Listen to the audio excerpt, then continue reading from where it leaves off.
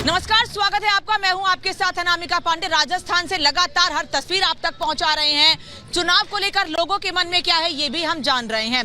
कड़क चाय पर चर्चा लगातार जारी है क्योंकि सर्दी शुरू हो चुकी है और गुनगुनी धूप में लोग चाय पर चर्चा कर रहे हैं कि आखिर 3 तारीख को राजस्थान में किसकी सरकार बनेगी। और उसी बीच हम भी उनकी चर्चा का हिस्सा बनने के लिए पहुंच चुके हैं उनके साथ। मैं इस वक्त हूँ नाथद्वारा में। नाथद्वारा का नाम ध्यान में आते ही भगवान कृष्ण का नाम ध्यान में आता है क्योंकि बड़ी संख्या में लोग यहाँ पर नाथद्वारा में दर्शन करने के लिए श्याम जी के पहुंचते हैं। लेकिन इसके अलावा इसलिए भी नाथद्वारा का ध्यान जहन में आता है राजनीतिक लिहाज से क्योंकि सीपी जोशी जो कि कांग्रेस के कद्दावर नेता हैं, एक समय ऐसा था जब यहां से 1 वोट से हार गए थे और उसके बाद से इस सीट पर सबकी नजरें रहती हैं। यही वजह है कि यहां भारतीय जनता पार्टी से लेकर कांग्रेस के तमाम दिग्गज आए, जनता के बीच गए, अपनी बात जनता तक पहुंचाई। लेकिन जनता ने किसकी बात सुनी है ये हम लोगों के बीच जान रहे हैं और जानते हैं नाथद्वारा में कि लोग किसको वोट करने वाले हैं, क्या है उनके मन में और किस मुद्दे पर वोट करने वाले हैं, ये सबसे बड़ा सवाल है। तो चलिए मेरे साथ और जानते हैं लोगों से कि आखिर क्या है पब्लिक के मन में। तो अब मैं जनता के बीच आ चुकी हूँ नाथद्वारा में और जानती हूँ कि आखिर 25 तारीख को क्या सोचकर लोग वोट करने वाले हैं। 25 को वोट करेंगे? बिल्कुल करेंगे, वोट करेंगे हम। क्या मुद्दे होंगे आपके? भाई मुद्दा तो ये है कि बार बार एक ही बार कांग्रेस का ही उम्मीदवार चल रहा है।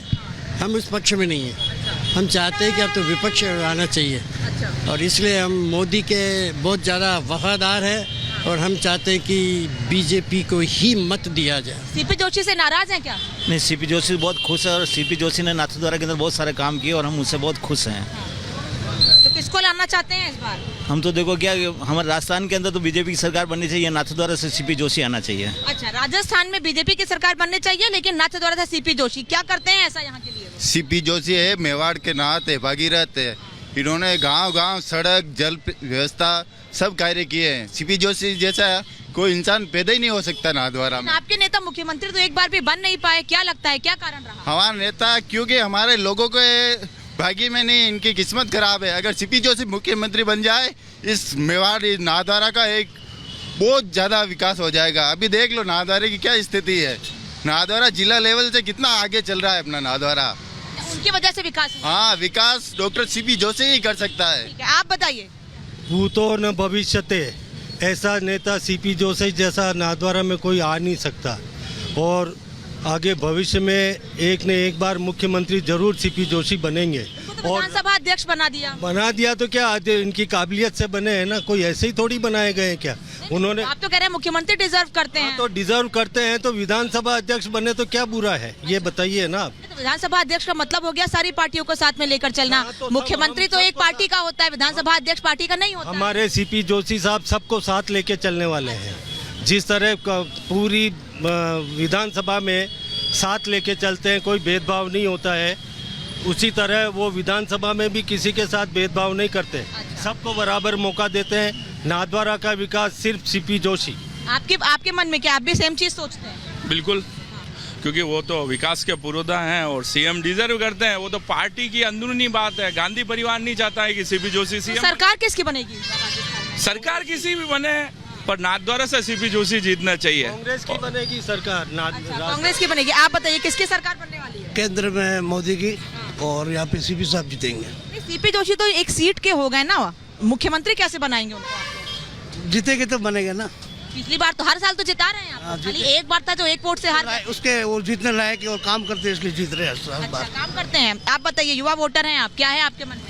टक्कर रहने वाली अब की बार बहुत तगड़ी रहेगी। नाथद्वारा में सीपी साहब का काम बोल रहा है, बट उससे अच्छा है कि दोनों में टक्कर रहेगी। भाजपा और कांग्रेस में मतलब घमासान अच्छा है और सीपी साहब ने काम किया है तो वो काम बोल रहा है। हेल्थ रिलेटेड हो चाहे एजुकेशन हो, हर चीज़ में उनका काम बोल रहा है। बट मेवाड़ भी अच्छी कोशिश कर रहे हैं हर चीज़। सरकार किसकी बनेगी?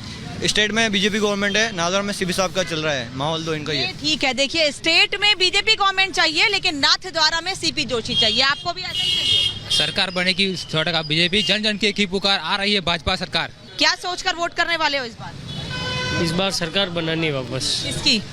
बीजेपी की। क्यों? बीजेपी चाहिए राजस्थान में। सिस्टम में 5 साल में चेंज होता है। अच्छा, होगा इस बार चेंज वापस। द्वारा से बीजेपी के विधायक जीत पाएंगे इस बार, लगता है? 100% जीतेंगे। सीपी जोशी को हरा पाएंगे? 100% हराएंगे। ऐसा क्यों? क्या किया है बीजेपी ने इसके पहले जो कांग्रेस नहीं कर पाई? ऐसा तो आप क्या बताऊँ मैं आपको, आप देख रहे हो यहाँ पे नाथद्वारा में। अभी सरकार से कुछ नहीं है? क्या है सरकार से, आपको ही पता है हमारा क्या है सरकार। फिर मैं नहीं जानती, मैं तो बाहर से आई हूँ। आप देख लो यहाँ पे क्या व्यवस्था है सरकार की। अच्छा, व्यवस्था नहीं है सरकार की। क्या व्यवस्था है? आप बताइए। भाजपा आ जाएगी मैडम। क्यों? भाजपा ने हमारे इलाका में तो कुछ काम करवाया भाजपा ने। पिछले साल कल्याण सिंह रहे थे हमारे विधायक, उन्होंने बहुत अच्छा काम करवाया हमारे लिए। इस बार विश्वराज जी जीतेंगे। अभी बहुत सारे लोग सीपी जोशी का विरोध कर रहे हैं, बहुत सारे जनों से वीडियो आ रहे हैं। लोग तो यहाँ ये कह रहे हैं कि राज्य में हमें बीजेपी चाहिए लेकिन नाथद्वारा में सीपी जोशी चाहिए। ना तो सीपी जोशी ने विकास करवाए, काम हुआ है उनका, उनको ले चाहिए। हमारे गांव में बहुत सारी पंचायतें, उन पे कोई विकास नहीं हुआ। तो गांव का विकास नहीं हुआ है। गांव का सीपी जोशी ने शहरों का विकास किया है, गांव का विकास नहीं किया है। गाँव में कुछ नहीं हुआ है। अच्छा, क्या चाहते हैं इस बार? बदलाव आएगा। कैसा बदलाव? क्या? विश्वराज सिंह जी मेवाड़ जीतेंगे 50,000 प्लस वोटों से।